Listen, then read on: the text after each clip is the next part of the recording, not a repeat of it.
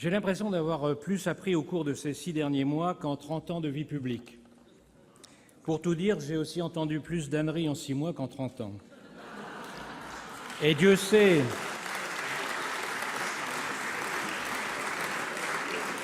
Et pourtant, depuis 30 ans, nous en avons tous entendu pas mal.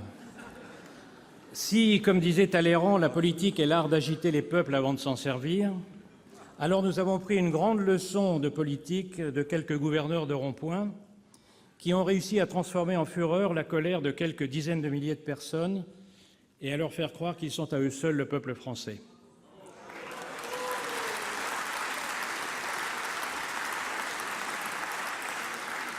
Il ne reste plus aujourd'hui dans les rues le samedi que quelques acharnés d'un mouvement sans but et sans programme, zigzagant le long des boulevards comme des canards décapités, s'enivrant de selfies sur fond de poubelles en feu en répétant « on ne lâche rien » sans qu'on sache d'ailleurs ce qu'ils tenaient. Le spectacle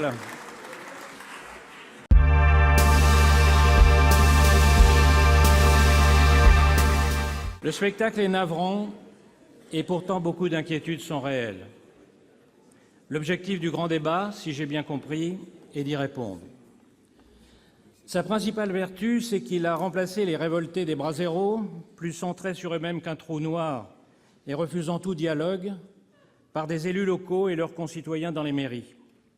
Et ceux-ci ont un immense avantage, ils n'ont pas honte d'employer 2 mots qu'on n'avait pas entendus jusque-là, l'intérêt général, même s'ils l'ont fait timidement. Pour parler en termes freudiens, les Gilets jaunes, c'était le ça, le grand débat, c'est l'ébauche du surmoi.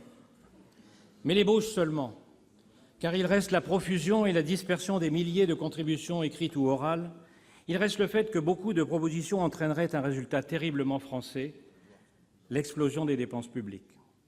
La conclusion du grand débat, c'est un peu une lettre au Père Noël, et si le président ne veut pas passer pour le père Fouettard, il va devoir réussir à expliquer que la différence entre le grand débat et le gouvernement, c'est que le gouvernement ne peut s'affranchir du réel.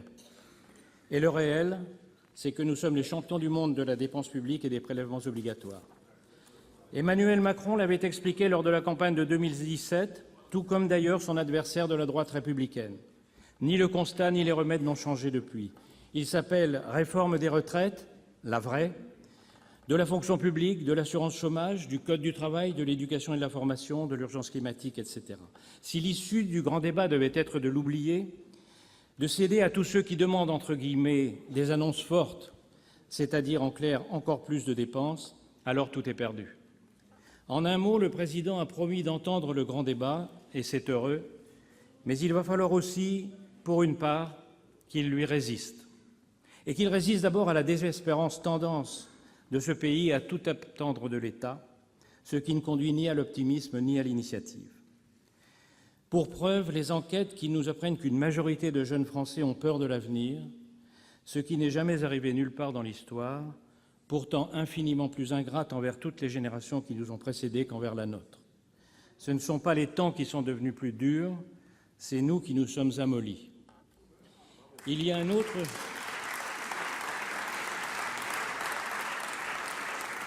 Récemment, j'ai cru comprendre que les relations du Sénat et de l'exécutif s'étaient rafraîchies.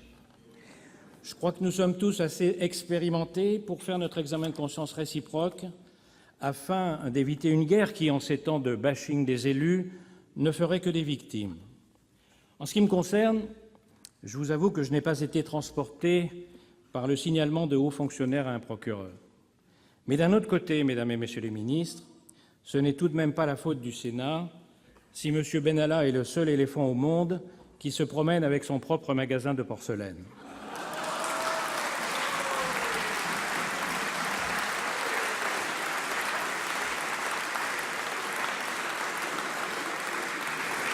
Il faut sortir de cette crise qui fait tant de mal à la France et à son image, et ce sera difficile parce que nous avons tous compris que le dégagisme ne s'adresse pas qu'aux parlementaires, mais à toute la classe politique, président compris, à toute l'administration, haute ou pas, et même pour la première fois jusqu'à certains élus locaux. Il faut en sortir ensemble, sans démagogie et sans faiblesse, car sinon c'est ensemble que nous serons balayés par les démagogues et les faibles, par tous ceux qui combattront les réformes courageuses dont la France a besoin et qui soutiendront celles qui continueraient à nous faire plonger. C'est le défi qui nous attend. Merci. Monsieur le Président,